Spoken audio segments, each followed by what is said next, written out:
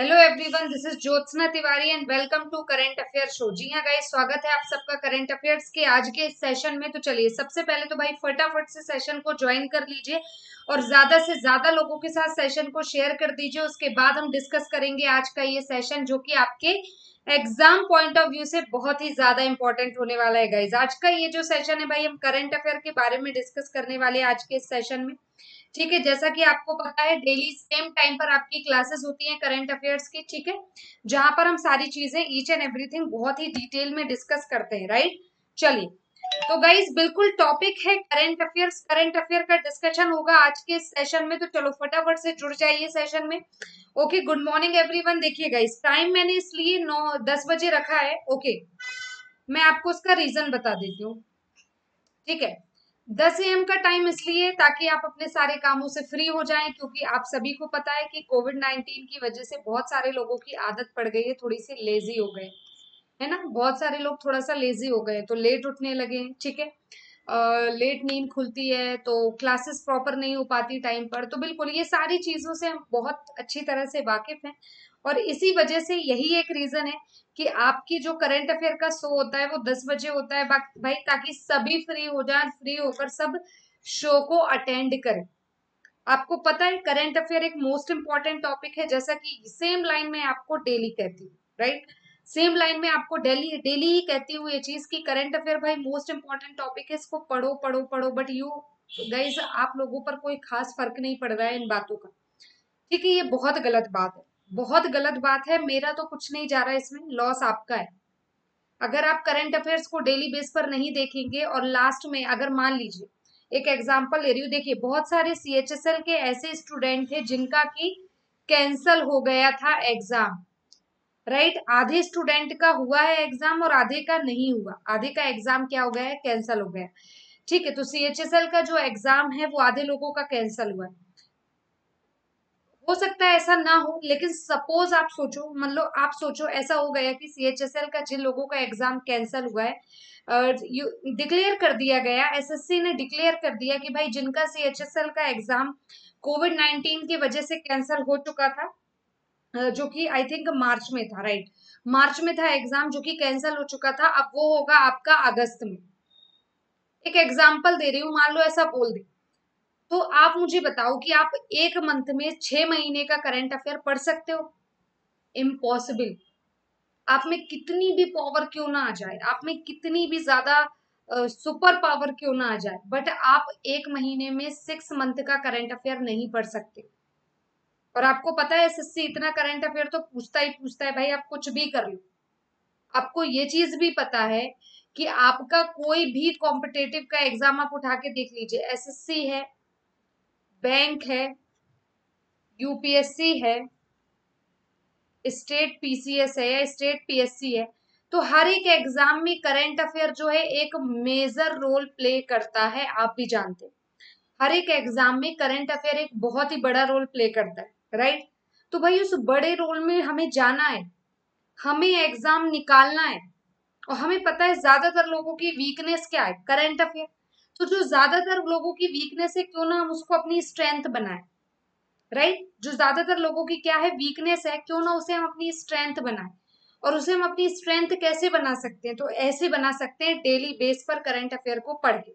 Daily base पर current affair को पढ़ के उसको स्ट्रॉन्ग करके ही तो हम स्ट्रेंथ बना सकते हैं। बताइए बात सही है कि नहीं, अग्री करते हैं इस बात पर कि नहीं? डेफिनेटली करते होंगे, बिल्कुल करेंगे, ऑफकोर्स करना भी चाहिए अग्री। तो भाई इन्हीं सारी चीजों को ध्यान में रखते हुए तो डेली ये सेशन आता है आपके लिए करंट अफेयर का, जिसमें हम इतनी मेहनत करके आप सभी के लिए न्यूज लेकर आते हैं पूरी हर जगह से। ठीक है, न्यूज को इकट्ठा किया जाता है ताकि सारी चीजों का सार आपको बहुत ही छोटे शब्दों में आसानी से मिल जाए। और देखिए, क्लास लाइव नहीं है इसलिए मजा नहीं आ रहा है, मैं टोटली अग्री करती हूँ इस बात से कि क्लास लाइव नहीं है इसलिए मजा नहीं आ रहा है। क्योंकि जो मजा लाइव आपको चीजें समझाने में है कि आप कमेंट करें, उसका मैं रिस्पॉन्स करूंगी तुरंत, तो जो मजा लाइव क्लास में समझाने में भाई वो यहाँ नहीं है। इस चीज से मैं टोटली अग्री करती हूँ, जो मजा लाइव क्लास में आपके साथ चीजें डिस्कस करने में है वो मजा यहाँ पर नहीं है। I totally agree with this. Okay, तो यहाँ पर करना क्या है भाई, सिंपल सा काम करना है। क्या करना है, आपको सिंपल सा काम करना है डेली बेस पर। इसी वजह से मैं 30 मिनट का सेशन ला रही हूँ, केवल 30 मिनट। क्योंकि मुझे पता है, मुझे खुद भी मजा नहीं आता है करंट अफेयर ऐसे ऑफलाइन करने में, क्योंकि करंट अफेयर तो ऑनलाइन करने का ही मजा है।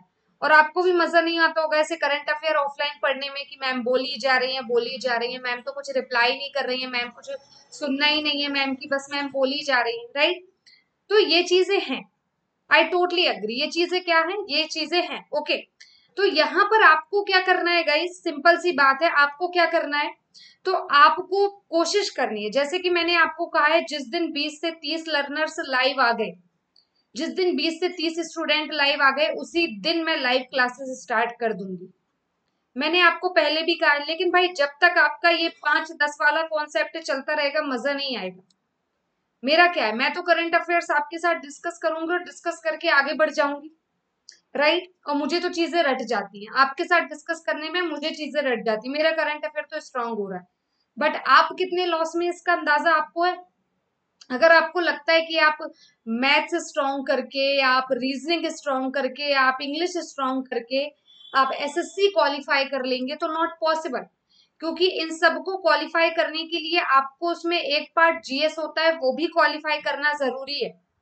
और जीएस का पार्ट आपका कैसे क्वालिफाई होगा, जब आपका करंट अफेयर स्ट्रांग होगा, तभी तो आपका जीएस क्वालिफाई होगा, राइट।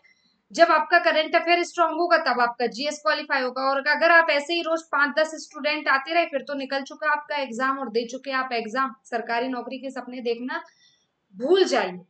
फ्रेंकली स्पीकिंग, बहुत ही फ्रेंकली बोल रही हूँ, तो ऐसी गलती ना करो गाइस। टारगेट रखो, जैसा कि मैं हमेशा कह रही हूँ। फिर देखिए, आप एक बार क्लासेस लाइव आने दीजिए, फिर देखिए कितना ज्यादा मजा आता है करंट अफेयर की क्लास में, ट्रस्ट मी। वहां पर हम जॉब्स भी क्रैक करेंगे, पढ़ेंगे भी, सारी चीजें करेंगे, आपके लाइफ के डिस्कशन भी होंगे, ठीक है। आप कहाँ पर फेल हो रहे हैं, किस चीज में फेल हो रहे हैं, आप कैसे प्रिपरेशन करें कि आप चीजें स्ट्रांग हो जाए, सब डिस्कशन होगा वहां पर। बट उसके लिए लाइव आना जरूरी है। और लाइव आने के लिए भाई मेरा एक सिंपल सा कंसर्न है कि 20 से 30 लर्नर्स आप डेली लेकर आओ, मैं within a week live, इसी वीक लाइव आ जाऊंगी, ठीक है। विद इन अ वीक में लाइव आ जाऊंगी, within a week. But आपको क्या करना है, आपको भाई एक प्रॉमिस पूरा करना है कि 20 से 30 लर्नर्स लाइव लाने होंगे। You will have to do it guys, ठीक है। आपको ये करना ही पड़ेगा भाई, चाहे हंस के करो चाहे जैसे करो, इट्स योर चॉइस, बट करना तो पड़ेगा, ठीक है। चलो, तो अब बढ़ते हैं सेशन की तरफ। आई होप सारी चीजें आपको क्लियर समझ में आ गई होंगी। तो अब आते हैं आज की पहली न्यूज पर। न्यूज है, न्यूज क्या है तो देखिएगा। न्यूज है, NTPC limited, a central public sector undertaking under the ministry of power and the countries largest power generation company, signed a memorandum of understanding with the National Investment and Infrastructure Fund on 16th July 2020. The objective of the MOU is to explore opportunities in India for investment in other areas of mutual interest such as renewable energy, power and distribution.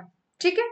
Hindi में देखिए क्या लिखा है, लिखा है ऊर्जा मंत्रालय और देश की सबसे बड़ी बिजली उत्पादन कंपनी के अंतर्गत एक केंद्रीय सार्वजनिक उपक्रम एनटीपीसी लिमिटेड ने 16 जुलाई 2020 को एक निवेश किया। क्या किया, इन्वेस्टमेंट किया। इन्वेस्टमेंट एनटीपीसी और एनआईआईएफ के बीच हुआ है, ठीक है। एक ज्ञापन, समझौता ज्ञापन पर हस्ताक्षर किए गए। अवसरों का पता लगाने के लिए समझौता ज्ञापन का उद्देश्य भारत में पारस्परिक हित के अन्य क्षेत्रों में अक्षय ऊर्जा, बिजली वितरण जैसे क्षेत्रों में निवेश करना है, ठीक है। न्यूज आई एम श्योर समझ में आई होगी, नहीं समझ में आई तो चलिए थोड़ा सा डिटेल में आते हैं। अब डिटेल में देखो यहाँ पर क्या लिखा है, लिखा हुआ है कि एक है आपका एनटीपीसी और दूसरा है आपका एनआईआईएफ, ठीक है। एक है आपका एनटीपीसी और दूसरा आपका क्या है, एनआईआईएफ, ठीक है। तो एनटीपीसी और एनआईआईएफ दोनों के बीच हुआ एमओयू रिसेंटली। एमओयू किस क्षेत्र में हुआ है, ठीक है। एमओयू हुआ, ये एमओयू या मेमोरेंडम ऑफ अंडरस्टैंडिंग कब हुआ, तो 16 जुलाई को, सॉरी 16 जुलाई को 2020 को ये एमओयू हुआ एनटीपीसी और एक मिनट में इसको थोड़ा सा इरेज कर देती हूँ, ठीक है। चलो फिर इसको हम दोबारा से देखते हैं, थोड़ा सा इरेज कर देती हूँ, चाहे चीजें आपको ना समझ में आई हो। ओके, चलिए। तो बात हो रही है भाई एनटीपीसी, और NIIF, क्या है ये, ठीक है, इन दोनों के बीच हुआ एक MOU। ठीक है, MOU कब हुआ, तो 16 जुलाई 2020। MOU कब हुआ गाइस, तो MOU हुआ 16 जुलाई 2020 को। MOU कब हुआ, तो 16 जुलाई 2020 को MOU हुआ। ठीक है, क्यों हुआ, तो इलेक्ट्रिसिटी क्षेत्र में, ये MOU किस क्षेत्र में किया गया, तो इलेक्ट्रिसिटी क्षेत्र में अपॉर्चुनिटीज को बढ़ाने के लिए। अच्छा, मैं इसी साइड इसलिए लिख रही हूँ क्योंकि यहाँ इतनी दूर में मुझे तो नहीं शो होता, बट यहाँ पर पिक्चर आ जाती है, राइट। तो मैं जो भी लिखती हूँ आप श्योर आपको नहीं दिखता होगा, इस वजह से मैं थोड़ा सा साइड में लिख रही हूँ। ठीक है, तो इलेक्ट्रिसिटी की अपॉर्चुनिटी, इलेक्ट्रिसिटी क्षेत्र में जो अपॉर्चुनिटी है वो, ठीक है, जो भी इलेक्ट्रिसिटी डिस्ट्रीब्यूशन है,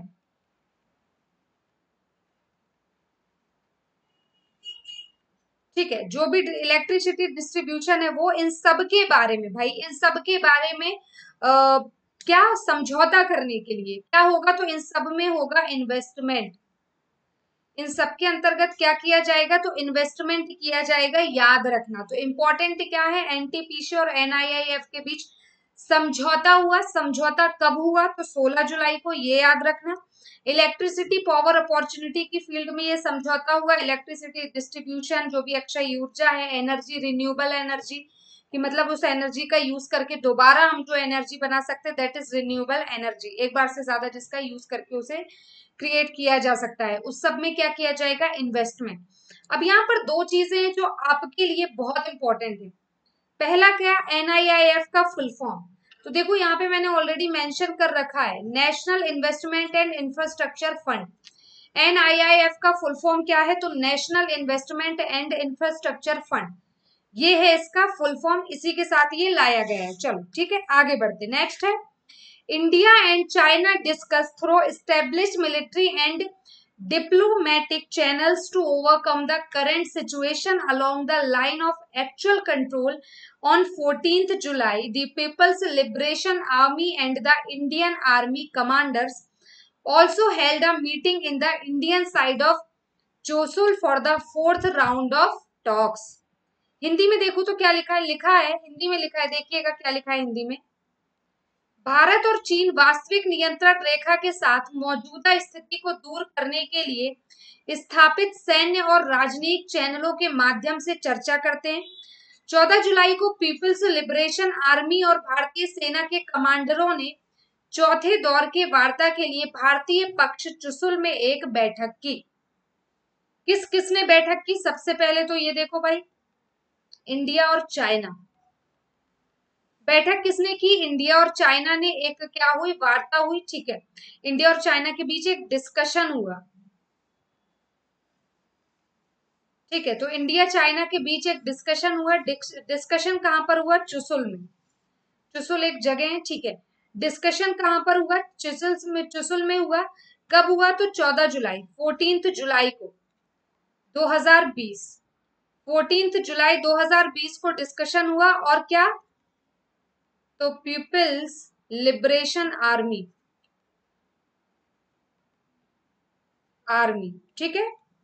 चलो भाई, तो देखा, पीपल्स लिबरेशन आर्मी, इसमें ये डिस्कशन इन्होंने किया है। वार्ता किस पे होगी, तो LAC का मुद्दा भी लद्दाख जो उठा था, आपको पता है ना, गलवान घाटी में। तो भाई LAC पर ही तो चर्चा होनी है। डिस्कशन किस पर होगा, तो डिस्कशन होना है LAC पर, इंडिया और चाइना के बीच में। तो इंपॉर्टेंट क्या क्या है याद रखना, इंडिया चाइना के बीच में वार्ता हुई, कहां पर हुई, डिस्कशन हुआ चुशुल में। कब हुआ भाई, तो 14 जुलाई 2020 को हुआ। पीपल्स लिबरेशन आर्मी ने डिस्कशन किया, LAC डिस्कशन।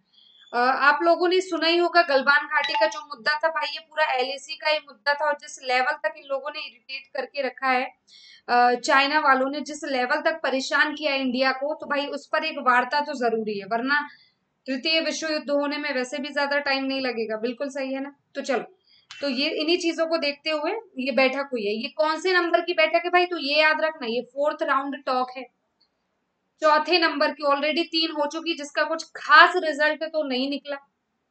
खास रिजल्ट निकल भी नहीं सकता क्योंकि वो चाय नहीं है, है ना। आपको पता है, आपको तो बस एक काम करना है, आप एप्स जितने ज्यादा इंस्टॉल कर सको, चाइना को जितना बाइकआउट कर सको, हम तो केवल इतना ही कर सकते हैं और हम वही करेंगे। ठीक है, टिकटॉक को बाइकआउट कर दिया, इतनी बड़ी चीज कर दिया, लोगों ने इतना बड़ा त्याग दे दिया।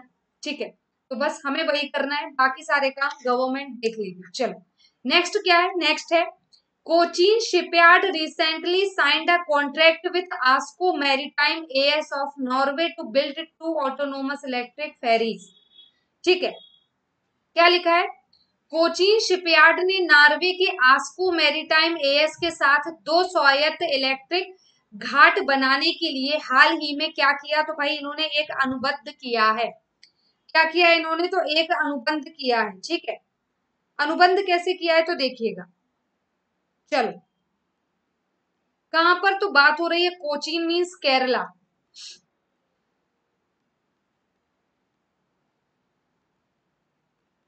जो कि कहां पर है, केरला में है। कोचीन जो कि कहां पर है, केरला में है।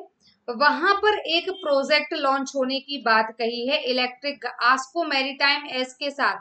ठीक है, आस्को मैरीटाइम एएस और Norway to build a autonomous electric ferries. क्या ओपन करने की बात कही गई है, इलेक्ट्रिक फेरीज। ठीक है, ओपन होगा यहाँ पे, क्या ओपन होगा तो भाई इलेक्ट्रिक फेरीज ओपन होगा। ठीक है, प्रोजेक्ट जो है वो की फंड किसके द्वारा किया जाएगा, नॉर्वे की गवर्नमेंट द्वारा, नॉर्वे गवर्नमेंट द्वारा फंड प्रोवाइड किया जाएगा इस प्रोजेक्ट को। ठीक है, तो नॉर्वे की गवर्नमेंट द्वारा क्या किया जाएगा भाई, तो नॉर्वे गवर्नमेंट द्वारा फंड प्रोवाइड क्या किया जाएगा भाई, तो फंड प्रोवाइड किया जाएगा इस प्रोजेक्ट के अंतर्गत। देखो कोचीन शिपयार्ड जो है रिसेंटली एक एमओयू साइन किया इसने आस्को के साथ, आस्को मैरीटाइम एज नॉर्वे की क्या है ये ऑटोनोमस इलेक्ट्रॉनिक फेरीज है। दोनों ने मिलकर, केरला और नॉर्वे ने समझौते पे साइन, एमओयू किसने किया है, केरला और नॉर्वे ने, ये याद रखना। ठीक है, ओके, क्यों किया है, तो फ्री ट्रांसपोर्ट और गुड्स के लिए। इसका एम क्या था, देखो भाई सिंपल सा एम है, ये समझौता क्यों किया गया, तो free transport and goods, free transport और गुड्स के लिए समझौते पे हस्ताक्षर किए गए। ठीक है, मतलब जो भी इन दोनों देशों के बीच फ्री में ट्रांसपोर्ट होगा, इंडिया की बात हो रही है ऑफकोर्स, जब कोचीन केरला आएगा तो इंडिया तो आएगा ही आएगा, तो दोनों ही देशों के बीच क्या होगा भाई, तो फ्री में ट्रेड होगा, फ्री में गुड्स। और इंडिया वालों को फ्री तो वैसे ही बहुत ज्यादा पसंद होता है, आपको पता ही है ये चीजें। ठीक है, ये फ्री में चीजें लेना हमारी आदत में है। जैसे आपको जियो सिम याद होगी, जब शुरू शुरू में लॉन्च हुई थी तो उसके लिए लाइन कैसी लगती थी, फिर आधी रोड भर जाती थी लाइन से, तो बस यहाँ पर वही कहानी है। ठीक है, तो फ्री गुड्स एंड ट्रांसपोर्ट को बढ़ावा देने के लिए ही इन दोनों देशों के बीच क्या हो रहा है, हस्ताक्षर किए जा रहे हैं एमओयू पर। ठीक है, transport across the country, goods and service का ट्रांसपोर्ट अक्रॉस द कंट्री, पूरी कंट्री में। ठीक है, अक्रॉस द कंट्री मतलब पूरी कंट्री में ही इसको स्टार्ट किया जाएगा। ठीक है, चलो भाई आगे हम देख लेते हैं क्या है इसके बारे में।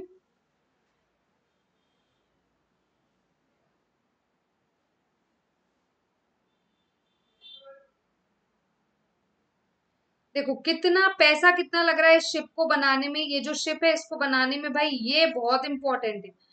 फंड कितना लग रहा है तो बस इतना याद रख लो, 125 करोड़ फॉर ईच शिप, हर एक शिप के लिए 125 करोड़ फॉर ईच शिप। हर एक शिप के लिए कितना पैसा लगेगा, 125 करोड़। सोचिए कितनी बड़ी चीज है। ठीक है, तो इतना देना पड़ेगा। ओके, चलो भाई अब देखते हैं एग्जाम में क्या क्वेश्चन आएगा। तो कोचीन शिपयार्ड और आस्को मैरीटाइम नॉर्वे में है, जो कि उनके बीच एक ऑटोनोमस इलेक्ट्रॉनिक फेरीज का क्या हुआ है, ऑटोनोमस इलेक्ट्रॉनिक फेरीज की एक समझौता हुआ है। समझौते में क्या बात कही गई है कि नॉर्वे गवर्नमेंट जो है भाई वो फंड प्रोवाइड करेगी इन शिप्स को बनाने के लिए, नॉर्वे गवर्नमेंट फंड देगी इस शिप्स को बनाने के लिए, जिसमें एम क्या है, इसका उद्देश्य क्या है, तो free transport and goods and across the country, पूरे देश में फ्री ट्रांसपोर्ट होगा और 125 करोड़ का खर्चा आएगा एक शिप बनाने में। ठीक है, चलो नेक्स्ट है आपका, on July 15, 2020, India and Israel signed a memorandum of understanding to expand their cooperation in combating cyber threats. The agreement was signed between the Director General of National Cyber Directorate of Israel and India's Ambassador to Israel, Sanjeev Singla. ठीक है, हिंदी में देखिए तो क्या लिखा है, 15 जुलाई 2020 को भारत और इजराइल ने साइबर खतरों से निपटने में अपने सहयोग का विस्तार करने के लिए समझौता ज्ञापन पर हस्ताक्षर किए। इजराइल के राष्ट्रीय साइबर निदेशालय के महानिदेशक और इजराइल के भारत के राजदूत संजीव सिंगला के बीच इस समझौते पर हस्ताक्षर हुए। चलो ठीक है, और क्या नई चीजें हुई तो देखते हैं। सबसे पहले देखो भाई, इंडिया और रशिया के बीच हुआ एक एमओयू। इंडिया और रशिया के बीच एक एमओयू हुआ। कब हुआ ये एमओयू? कब हुआ तो 15 जुलाई को 2020। इंडिया रशिया के बीच एक एमओयू हुआ 15 जुलाई 2020 को, ये एमओयू हुआ। ठीक है, एमओयू किससे संबंधित हुआ है तो साइबर सिक्योरिटी। क्योंकि अगर आपको पता हो तो हमें इंडिया ने क्या कहा था कि भाई चाइना के 59 ऐप उन्होंने जो बैन लगाया, उसने क्या कहा कि जो चाइना की ये जो एप्स है ये क्या कर रही है, हमारी जानकारी को खींच रहे हैं अपने साथ। मतलब ये हमारी जितनी भी पर्सनल इंफॉर्मेशन है, पर्सनल डेटा है हमारा, उसको ले रहे हैं। ठीक है, तो इस वजह से इन्होंने क्या किया कि इन्होंने उस पर बैन लगा दिया। ठीक है, तो यहाँ पर वही बात हो रही है कि इंडिया रशिया के बीच जो समझौता हुआ है वो साइबर सिक्योरिटी को लेकर समझौता हुआ है। साइबर थ्रेट्स, जो भी साइबर रिलेटेड क्राइम है उसे रोकने के लिए, उसको कम करने के लिए इस पर मेमोरेंडम पर, इस समझौते पर हस्ताक्षर किए गए। और देखो ये याद रखो, आईएनएसडी का फुल फॉर्म याद रखना भाई। देखो क्या लिखा है, director general of the national cyber director of Israel. National cyber director of Israel जो है और इंडिया के एम्बेसडर जो है, जो कि संजीव सिंगला है, वो इजराइल में वर्क कर रहे हैं। इंडिया के एम्बेसडर संजीव सिंगला जो कि इजराइल में है, इन दोनों के बीच एमओयू पर हस्ताक्षर किए गए। इन दोनों के बीच एमओयू पर हस्ताक्षर किए गए। आई होप आपको सारी चीजें क्लियर होंगी। कुछ तो डाउट नहीं है भाई? कुछ और डाउट तो नहीं है? याद रखना, राजदूत संजीव सिंगला का नाम याद रखना। किससे रिलेटेड है तो साइबर सिक्योरिटी से रिलेटेड है। ठीक है, इन सारी चीजों को याद रखना। आगे इसके बारे में देखते हैं तो मिनिस्ट्री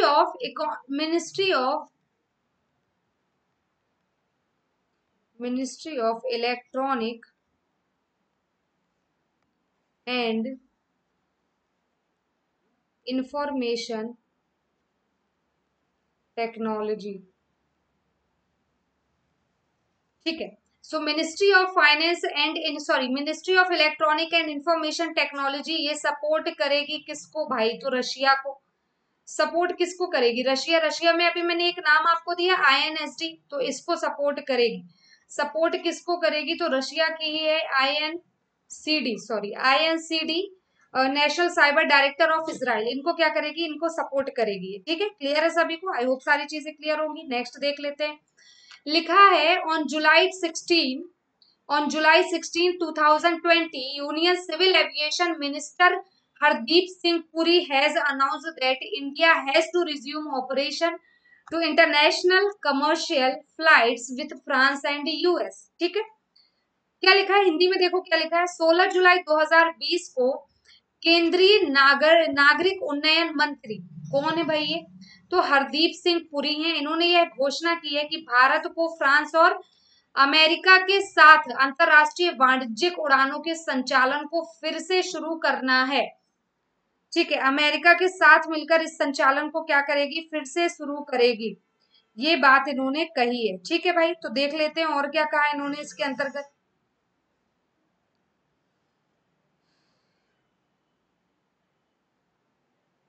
चलो भाई देख लेते हैं और क्या चीजें हैं। ओके, तो देखिएगा बात कब की हो रही है, 16 जुलाई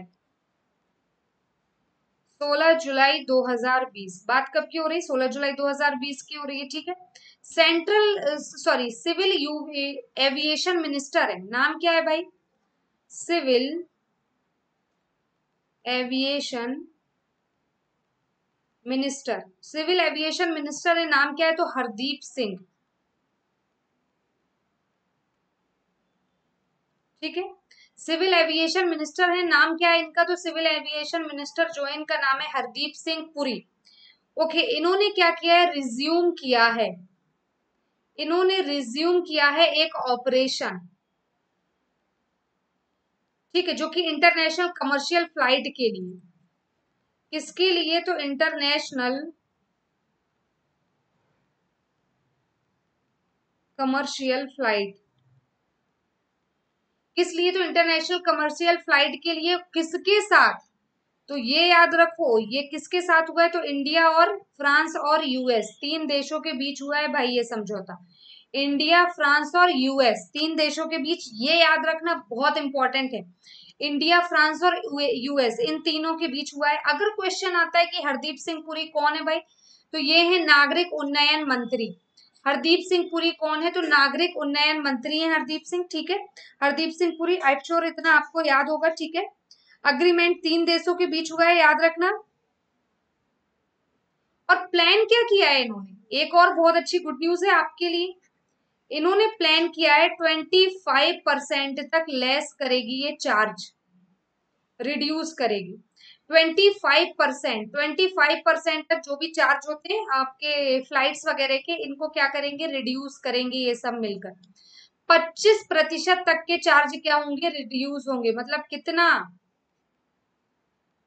लगभग आपका 2800 रुपए तक का चार्ज क्या हो जाएगा? कम हो जाएगा लगभग, ठीक है। तो ये एक बहुत अच्छी चीज है भाई, बहुत अच्छी चीज है ये, ठीक है।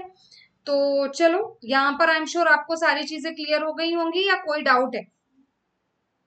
आई होप आपको कोई डाउट नहीं होगा। समझौता तीन देशों के बीच हुआ, ये आपको याद रखना है, फ्रांस, यूएस और इंडिया के बीच। अब तो चाइना के साथ वैसे भी कुछ नहीं होने वाला, ठीक है। तो फ्रांस, यूएस और इंडिया के बीच ये समझौता हुआ है। कब हुआ? तो 16 जुलाई 2020 को हुआ है। सिविल एविएशन मिनिस्टर जो कि कौन है? हरदीप सिंह पुरी, हमारे यहाँ, उन्होंने ये समझौते पर हस्ताक्षर किए। और क्या बात कही गई? कि जो इंटरनेशनल कमर्शियल फ्लाइट है उनके 25% तक के रेट कम किए जाएं, ये बात इन्होंने कही इस समझौते में। लास्ट है आपका, आज की आखिरी न्यूज है। Recently on July 16, 2020, okay, National Bank for Agriculture and Rural Development has started a project worth rupees 44 lakh in Andaman and Nicobar. Hindi में देखिए तो क्या लिखा है? हाल ही में 16 जुलाई 2020 को national bank for agriculture and rural development ने अंडमान और निकोबार द्वीप समूह में 44 लाख रुपए की परियोजनाएं शुरू की। बहुत अच्छी बात है ये तो। अब बात हो रही है नाबार्ड की। नाबार्ड ने एक प्रोजेक्ट शुरू किया है, कहां पर शुरू किया है? तो अंडमान एंड निकोबार में, ठीक है। नाबार्ड ने एक प्रोजेक्ट शुरू किया है, कहां पर प्रोजेक्ट शुरू किया है? तो अंडमान निकोबार में नाबार्ड ने एक अपना प्रोजेक्ट चालू किया, ठीक है। नाबार्ड ने एक अपना प्रोजेक्ट चालू किया है जो कि अंडमान और निकोबार में चालू किया है। भाई फंड कितना? वर्थ रुपीज क्या है? बहुत इंपॉर्टेंट है, इसी से सबसे ज्यादा क्वेश्चन राइज होते। तो 40 लाख रुपए, 44 लाख, 44 लाख रुपीज का, रुपीज 44 लाख का ये समझौता, जो भी परियोजना चालू हुई है ये 44 लाख की है। तो भाई ऐसा क्या है इस परियोजना में, हम भी देख लेते हैं थोड़ा सा। इस प्रोजेक्ट को लॉन्च किया गया है project for self help group, self help group. Project किसके लिए स्टार्ट किया गया? Self help group. अच्छा, मुझे कोई बता सकता है कि सेल्फ हेल्प ग्रुप होता क्या है? अगर थोड़ा सा भी कुछ पता है तो प्लीज आप कमेंट्स कर सकते हैं कि सेल्फ हेल्प ग्रुप होता क्या है। किसी को पता है? नहीं पता? चलो, अगर पता है तो बहुत अच्छी बात है भाई, कमेंट करके मुझे बताओ कि सेल्फ हेल्प ग्रुप होता क्या। नहीं पता तो मैं आपको बताती हूँ। आपने अक्सर देखा होगा कि आपके एरिया में, सम बहुत बार मैंने भी देखा है, मेरे घर के आसपास भी, आपके घर के आसपास या आपके एरिया में, आप जहाँ कहीं भी है, तो आपके एरिया में कुछ विमेंस होती हैं जो कि अपना एक मीटिंग चलाती हैं जिसमें वो पैसे को डिस्ट्रीब्यूट करती हैं, खुद ही हेल्प करती हैं कि मतलब जिसको भी हेल्प है तो 4-5 विमेंस मिलकर अपना एक सेल्फ हेल्प ग्रुप चलाएंगी, उनको पैसा देंगी और उनसे कुछ इंटरेस्ट लेंगी। इस तरह से पूरा उनका चलता है, ग्रुप चलता है, उसे ही क्या कहते हैं? Self help group. जो अपनी सहायता स्वयं करते हैं, इनको फंड कौन प्रोवाइड करता है? तो government. In self help group को फंड कौन प्रोवाइड करता है? तो हमारी भारत सरकार। गवर्नमेंट ऑफ इंडिया, भारत सरकार जो है वो ऐसे लोगों को, इन ग्रुप्स को फंड प्रोवाइड करती है और उसके जरिए ही ये जो कि क्या करते हैं, अपने ग्रुप को चलाते हैं। ठीक है,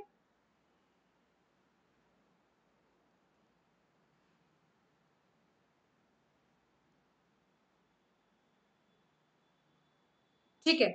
इसके अंतर्गत इन्होंने क्या कहा है कि जो वुमेन्स है, क्योंकि देखो मैंने आपको बताया था अभी कि कुछ वुमेन्स ऐसा करती हैं, तो ज्यादातर इनको वुमेन्स सेल्फ हेल्प ग्रुप के नाम से जाना जाता है। ठीक है, वुमेन्स सेल्फ हेल्प ग्रुप के नाम से इनको जाना जाता है। तो ये वुमेन्स सेल्फ हेल्प ग्रुप में ये करती क्या है, देखिएगा वुमेन्स सेल्फ हेल्प ग्रुप में ये क्या करती है भाई, तो ये एक सिंपल सा काम करती है कि ये जो वुमेन्स होंगी इनको क्या किया जाएगा, इनको हैंडक्राफ्ट की ट्रेनिंग प्रोवाइड की जाएगी। ये जो प्रोजेक्ट इसने नाबार्ड ने लॉन्च किया है, इसके अंतर्गत हैंडक्राफ्ट की क्या ट्रेनिंग प्रोवाइड की जाएगी। अच्छा, जहां पर हैंडक्राफ्ट का काम होता है या ये सारी चीजें कहाँ हो सकती है, आपको पता होना चाहिए, रूरल एरियाज में ये सब ज्यादा होता है, क्योंकि शहर की जो ज्यादातर वुमेन्स होती हैं वो या तो जॉब होती है या हाउस होल्ड होती है। ठीक है, हाउस वाइफ होती है। तो ये सारे काम जो हाथ से कढ़ाई बुनाई ये सब गांव में ज्यादा होता है। ठीक है, और आप जानते हैं नाबार्ड केवल दो लोगों के लिए ही काम करता है, एक तो रूरल एरिया, ठीक है, एक तो रूरल एरिया और दूसरा किसके लिए, तो किसानों के लिए, फार्मर, या फिर हम सीधा सा बोल दूं मैं एग्रीकल्चर। ठीक है, एक तो रूरल एरिया और दूसरा एग्रीकल्चर, इन्हीं दोनों के लिए केवल काम करता है नाबार्ड, आप भी जानते हैं। ठीक है, तो उन्हीं चीजों को ध्यान में रखते हुए इसको लाया गया है।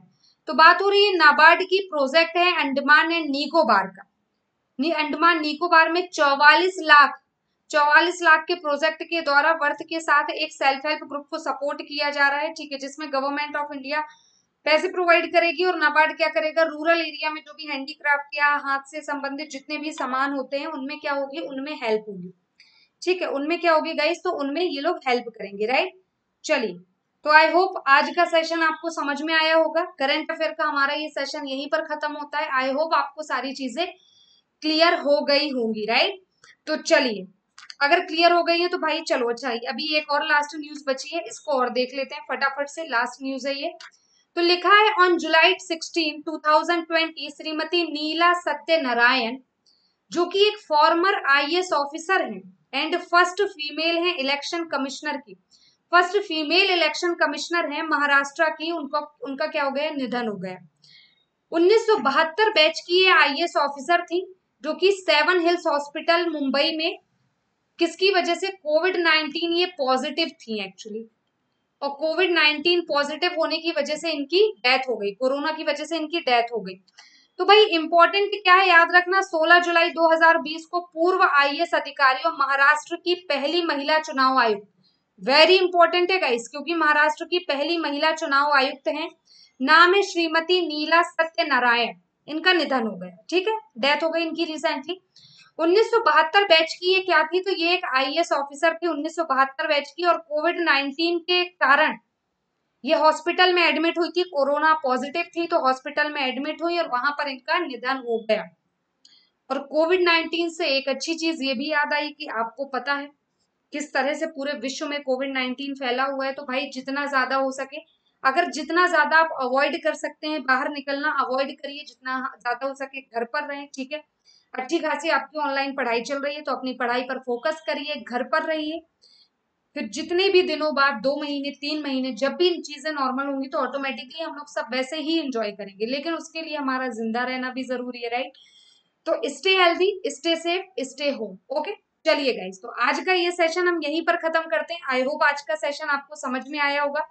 कोई भी डाउट है कमेंट बॉक्स में लिख देना। ठीक है, सेशन को आप जिस भी ग्रुप में पढ़ाई कर रहे हैं, व्हाट्सएप या फिर टेलीग्राम, कोई भी ग्रुप है, हर एक ग्रुप में सेशन को शेयर कर दीजिए और ज्यादा से ज्यादा लोगों के साथ सेशन को शेयर कर दीजिए, बिकॉज जितने ज्यादा लोग होंगे उतना ही इंटरेस्टिंग ये सेशन आपके लिए बनने वाला है। So thank you so much guys for cooperate with me, thank you so much. Session को शेयर करना ना भूलें, और मैंने आपको आपका टारगेट बताया है ना, आपको याद होगा कि 20 से 30 लर्नर्स लाइव आना है। जहां 20 से 30 स्टूडेंट लाइव आ गए, हम दूसरे दिन से लाइव आना स्टार्ट हो जाएंगे, और लाइव का ट्रस्ट में मजा ही कुछ और। लाइव क्लासेस का एक अलग ही इंटरेक्शन होता है, अलग ही मजा होगा, और आप चाहते हैं कि मैम जल्दी से जल्दी लाइव आए, तो भाई कुछ ऐसा करो कि कम से कम 20 से 30 लर्नर्स लाइव आए, तब होगा, तब कहीं जाकर आपका काम बनेगा। ओके, चलिए, thank you so much, have a nice day.